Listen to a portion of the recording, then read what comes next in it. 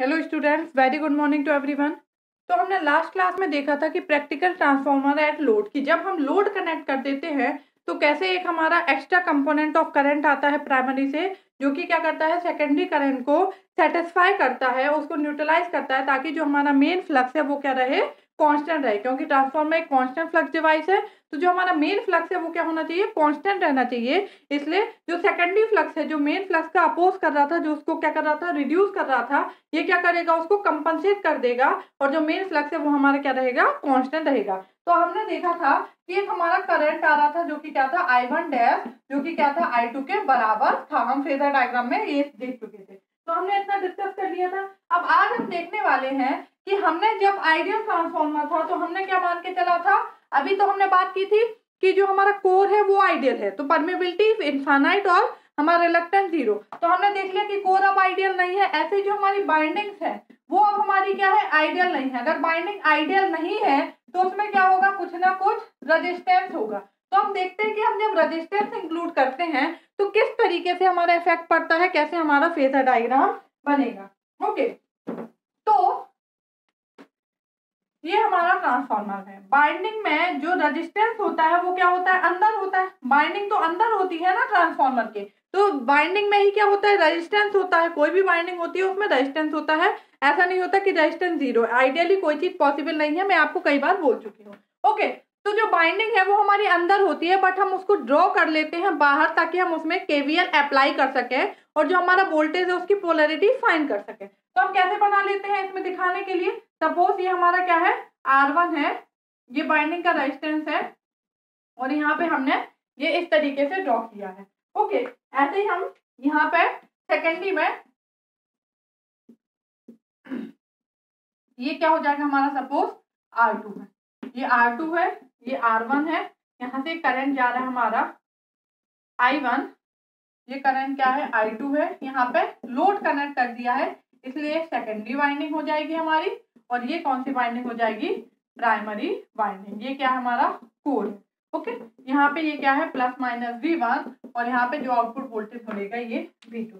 Okay, यहाँ पे जो EMF इंड्यूस होगा वो होगा E1 और ये क्या होगा, E2। ये करंट ऐसे जा रहा है तो इसका जो फ्लक्स होगा वो हमारा कुछ इस तरीके से, हमारा इसमें एक फ्लक्स एस्टेब्लिश्ड होगा φm, जो कि हमारा मेन फ्लक्स कांस्टेंट फ्लक्स है। ओके, यहाँ पे करंट जा रहा है φ2।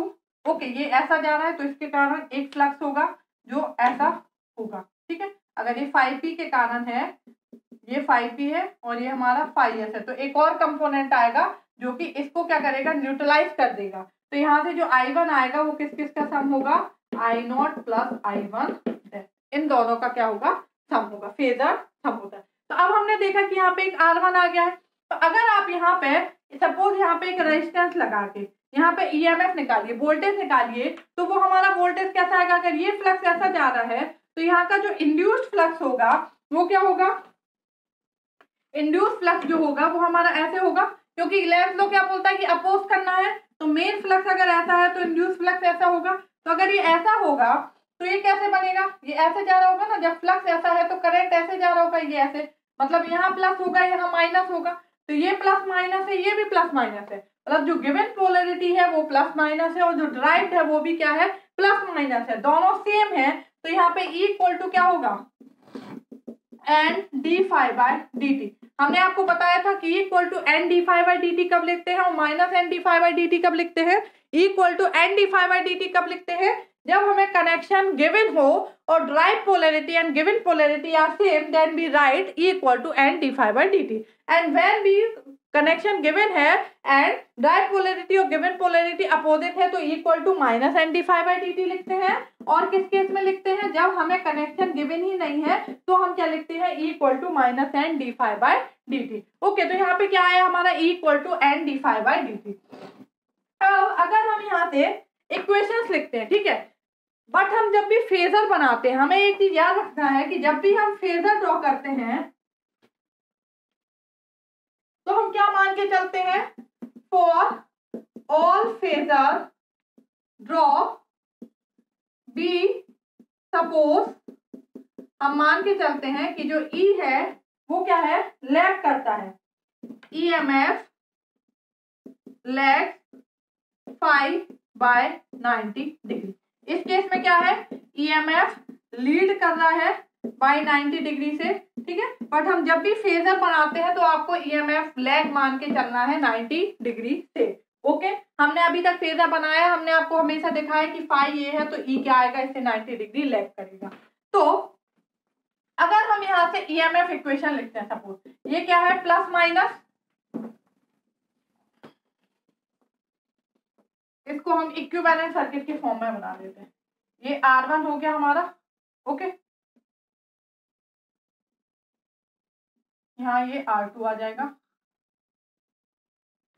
ये हमारा R1 है, ये हमारे यहाँ से आ रहा है I1, V1 है, ये E1 है, यहाँ E2 है, R2 है, ये I2 है और ये प्लस माइनस V2 है। यहाँ पे हमने I0 वाला कंपोनेंट नहीं बनाया, आप यहाँ पे ये भी लिख बनाई देती हूँ। ये हमारा RC है, X म्यू है, I0 आ रहा है और यहाँ पे ये है I1 डैश। ऐसे बना था इक्विवेलेंट सर्किट, आपने लास्ट केस में देखा था। तो अगर आप इसमें KVL लगाएंगे, इसमें अगर आप KVL लगाते हैं तो कैसे होगा हमारा, KVL हमने आपको कई बार बताया है, पढ़ाया है नेटवर्क में भी और सारी जगह कि KVL लगाते हैं तो कैसे लिखते हैं, हमेशा हम या तो फर्स्ट साइन लेके चलते हैं या फिर सेकंड साइन लेके चलते हैं, ठीक है। यहाँ से ये करंट ऐसे जा रहा है, यहाँ से एंटर कर रहा है, यहाँ से लीव कर रहा है, तो जहां से एंटर करता है वो प्लस और जहां से लीव करता है वो क्या होता है, माइनस। तो कैसा आएगा, प्लस और माइनस। ऐसे ही यहाँ से ऐसे करंट जा रहा है, यहाँ एंटर कर रहा है तो ये प्लस होगा और ये क्या होगा, माइनस होगा, ठीक है। तो KVL क्या होता है हमारा, summation of V equal to 0। सारा जो वोल्टेज ड्रॉप है वो किसके बराबर होगा, 0 के, मतलब ये वाला इन दोनों के सम के बराबर होगा। ऐसे ही होगा ना, कोई भी चीज हम दे रहे हैं, हमने 2 चॉकलेट्स हैं तो एक एक डिस्ट्रीब्यूट होगी तो 2 किसके बराबर होगी, 2 के। तो ऐसे ये किसके बराबर होगा, इन दोनों, ये जो हमारा इनपुट वोल्टेज है वो इन दोनों ड्रॉप के बराबर होगा, ठीक है। तो total volt summation V equal to क्या होगा, 0। तो अगर यहाँ का लिखेंगे तो हमने क्या बोले, या तो फर्स्ट टर्मिनल या सेकंड टर्मिनल, कोई एक हम साइन मान के चलते हैं, टर्मिनल बोल दिया सॉरी, साइन, या तो पहला या दूसरा, तो मैं हमेशा दूसरा साइन मान के चलती हूँ। तो यहाँ दूसरा साइन कौन सा, प्लस, तो क्या होगा, प्लस ऑफ V1। यहाँ का हमारा वोल्टेज क्या होगा, इस वाली लाइन का वोल्टेज क्या होगा, I1 इंटू R1, यही होगा क्योंकि V इक्वल टू क्या होता है, I इंटू R। यहाँ करंट कौन सा फ्लो हो रहा है, I1, और यहाँ पे क्या है, R1, तो क्या हो जाएगा हमारा I1 इंटू R1। ओके, ये I0 बहुत कम है, इसको हम सपोज 0 ही मान लेते हैं, तो I1 dash equal to I1। जब हम इक्विवेलेंट सर्किट ड्रॉ करेंगे तो वो उस तरीके से लेते हैं। तो ये I1 डैश और I1 अभी हम सेम ही मान के चल रहे हैं क्योंकि ये नो लोड करंट बहुत कम होता है एज कम्पेयर टू इसके। तो ये क्या हो जाएगा हमारा, प्लस माइनस, सेकेंड साइन कौन सा, माइनस, तो क्या हो जाएगा माइनस I1 R1। ओके, तो उसके बाद क्या आएगा यहाँ पे, minus of E1 equal to क्या होता है हमारा, 0। ओके, तो एक इक्वेशन क्या आ जाएगी, V1 equal to I1 R1 plus of E1। यहां से हम इक्वेशन लिखेंगे, अगर यहाँ पे KVL लगाते हैं तो क्या आएगा, प्लस ऑफ E2, ये second sine minus I2 R2 minus V2 equal to क्या हो जाएगा, 0। ओके, तो हम क्या लिख सकते हैं, V2 इक्वल टू क्या आएगा, E2 minus I2 R2। Okay, V2 equal to क्या आ गया, E2 माइनस I2 R2। तो ये हो गई इक्वेशन फर्स्ट और ये हो गई इक्वेशन सेकेंड।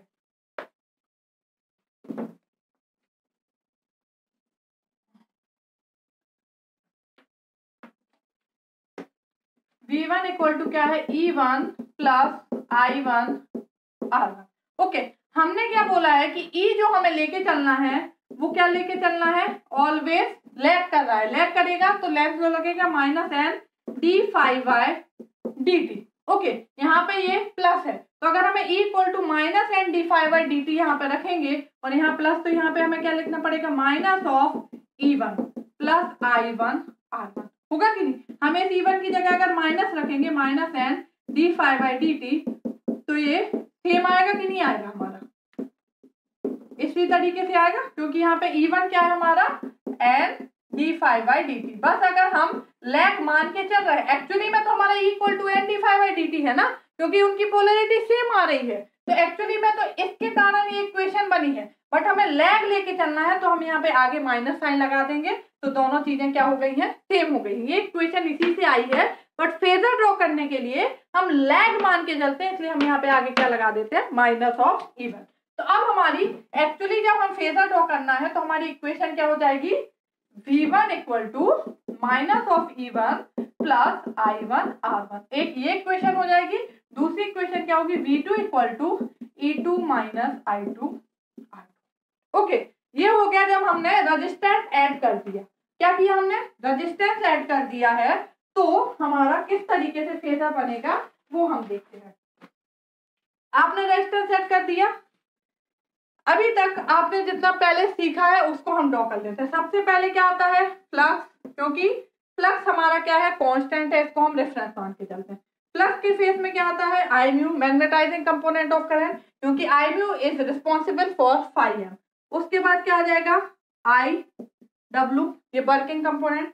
इन दोनों का जो रिजल्टेंट होता है वो क्या होता है, आई नॉट। इतना आपने देखा।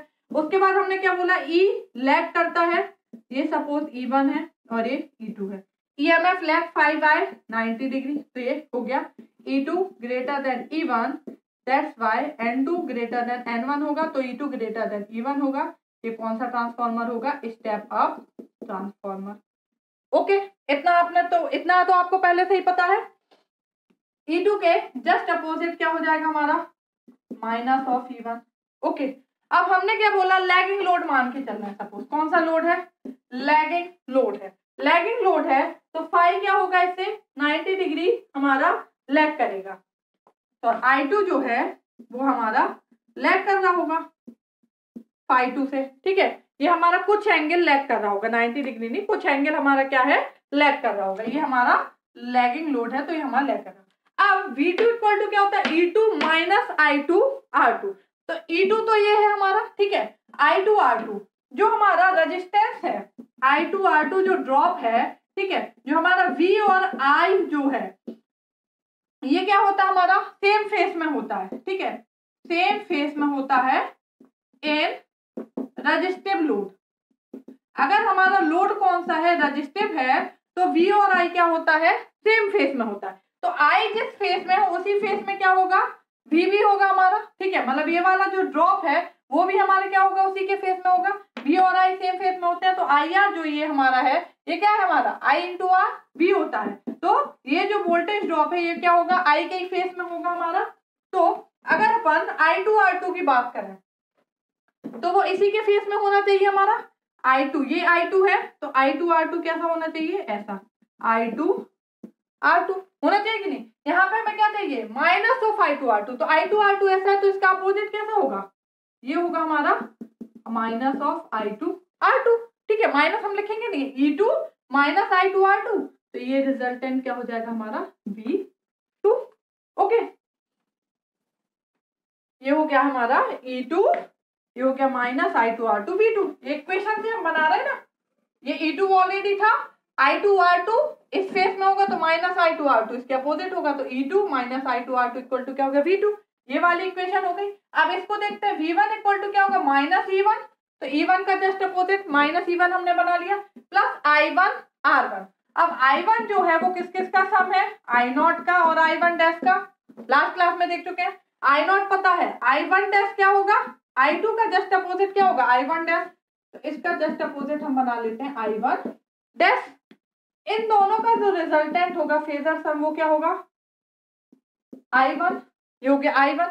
ठीक है, अब V1 क्या है, minus E1 plus I1 R1। ठीक है, I1 ये है, तो I1 R1 इसी के फेस में होगा। रेजिस्टिव लोड में V और I सेम फेस में होते हैं, तो I1 ये है, तो जस्ट इसके पैरेलल क्या होगा, ये क्या हो जाएगा, I1 R1 ड्रॉप। ओके, तो E1 plus I1 R1 equal to क्या हो जाएगा, V1। ये क्या हो जाएगा,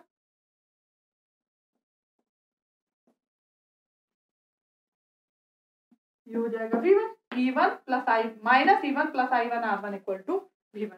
तो ये हो गया इसका होल फेजर। ओके, आपको समझ में आएगा किस तरीके से बनेगा हमारा। तो जब हमने इसमें इंक्लूड कर दिया रेजिस्टेंस, हमने अब क्या किया है, रेजिस्टेंस इंक्लूड कर दिया, तो हमने देखा कि इसका जो फेजर डायग्राम है वो क्या होगा, कुछ इस तरीके से बनेगा। ये यहाँ पे जाएगा और ये हमारा कुछ कैसे जाएगा। ठीक है, तो हमने लिया कि I1 रेजिस्टेंस प्राइमरी वाइंडिंग में भी है और सेकेंडरी वाइंडिंग में भी है। तो अगर अपन टोटल क्या होगा हमारा कॉपर लॉस देखेंगे, अब क्या हो रहा है, जहां पे रेजिस्टेंस आ जाता है, करंट फ्लो हो रहा है, तो वहां पे I2R लॉस होते हैं। I2R लॉस को क्या बोलते हैं, कॉपर लॉस। ठीक है, तो जो टोटल कॉपर लॉस है PCU वो किसके बराबर हो जाएगा, I1 का स्क्वायर R1 प्लस I2 का स्क्वायर R2।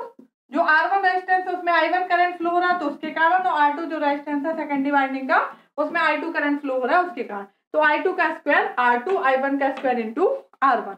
ओके, अब हमने क्या बोला है, ये हो गया I1, मतलब टोटल वाइंडिंग में करंट फ्लो हो रहा था I1 डैश और I0 का। ओके, वो मैंने वहां पे सिर्फ सर्किट ड्रॉ किया था एकदम स्टार्टिंग में, इसलिए मैंने बोला था कि निगलेक्ट करेंगे, वो निगलेक्ट नहीं मान के चलेंगे अपन। बाइंडिंग जो है वो हमारी यहाँ पे लगी होगी I1, उसके बाद यहाँ पे हमारा क्या होगा ये, और ये हमारा I1 डैश। ओके, जो मैंने सबसे स्टार्टिंग में बताया था वहां शायद मैंने गलती से ये बोल दिया है कि यहाँ पे हम इसको निगलेक्ट कर लेंगे, तो ये निगलेक्ट नहीं है, बाइंडिंग हमारा यहाँ पे लगाइएगा, ये R1 हो जाएगा, फिर यहाँ I0 हो गया और ये हमारा यहाँ पे होगा। ठीक है, क्योंकि I1 का स्क्वायर R1 है। ये हो गया हमारा टोटल कॉपर लॉस, I1 का स्क्वायर R1 प्लस I2 का स्क्वायर R2। अब हम देखते हैं अगर हम इसको एक साइड रेफर कर लें, हमने आपको इम्पीडेंस रेफरल बताया है कि हम किसी भी एक साइड रेफर करते हैं, या तो प्राइमरी साइड या फिर सेकेंडरी साइड। तो अगर हम टोटल का टोटल प्राइमरी साइड रेफर कर लेते हैं तो ये हमारा क्या होना चाहिए, I1 का स्क्वायर इंटू R01। हम मान लेते हैं प्राइमरी साइड रेफर कर रहे हैं तो R01 उसको, तो किसके बराबर होगा, I1 का square plus R1 plus I2 का स्क्वायर इंटू R2। टोटल तो यही होगा हमारा। ठीक है, तो अगर हम इसको I1 के स्क्वायर से डिवाइड कर दें तो ये यहाँ पे क्या बचेगा, R1 plus I2 by I1 का whole square into R2। Okay, क्या लिख सकते हैं, R1 plus I1 by I2 equal to क्या होता है, N2 बाई N1। तो I2 बाई I1 बराबर क्या हो जाएगा, N1 बाई N2 का होल स्क्वायर इंटू R2। तो R01 क्या हो जाएगा, R1 plus N1 by N2 का होल स्क्वायर इंटू R2। मतलब जब हम सेकेंडरी रेजिस्टेंस को प्राइमरी साइड रेफर करेंगे तो टोटल रेजिस्टेंस क्या होगा, प्राइमरी का रेजिस्टेंस तो है ही R1 और सेकेंडरी को रेफर कर रहे हैं तो R2 इंटू, हमने आपको बताया था जिस साइड रेफर करते हैं उसके नंबर ऑफ टर्न्स ऊपर, तो कहाँ रेफर कर रहा है, प्राइमरी साइड, तो प्राइमरी के ऊपर सेकेंडरी के नीचे, और इसका क्या हो जाएगा स्क्वायर, यही बताया था ना इम्पीडेंस में। टोटल रेजिस्टेंस क्या हो जाएगा, R01। ओके, ऐसे ही अगर सपोज हम ये जो रेजिस्टेंस है R1 इसको क्या कर रहे हैं, सेकेंडरी साइड रेफर कर दें, अगर सेकेंडरी साइड रेफर कर लेंगे तो टोटल रेजिस्टेंस R0 तो सेकेंडरी में क्या हो जाएगा, R2 सेकेंडरी का तो है प्लस प्राइमरी के रेजिस्टेंस नीचे प्राइमरी के इसका स्क्वायर। तो ये हो जाएगा हमारा total resistance referred to secondary side, और ये हो जाएगा total resistance referred to primary side. Okay, तो ये हो गया हमारा रेजिस्टेंस, कि जब हम रेजिस्टेंस ऐड करेंगे तो हमारा किस तरीके से बनेगा, कि practical transformer with binding resistance. Okay, अब नेक्स्ट क्लास में हम देखेंगे कि हमारा practical transformer with leakage reactance और रेजिस्टेंस। रेजिस्टेंस तो एक बार इंक्लूड, जो जो चीज इंक्लूड होती जा रही है उसको हमें रिमूव नहीं करना है, वो इंक्लूड ही रहेगी, उसके साथ हम और ऐड करते जाएंगे। तो हमने रेजिस्टेंस के साथ अब हम देखेंगे कि हम रिएक्टेंस भी ऐड कर देंगे तो हमारा आगे कैसे बनेगा। Okay, thank you.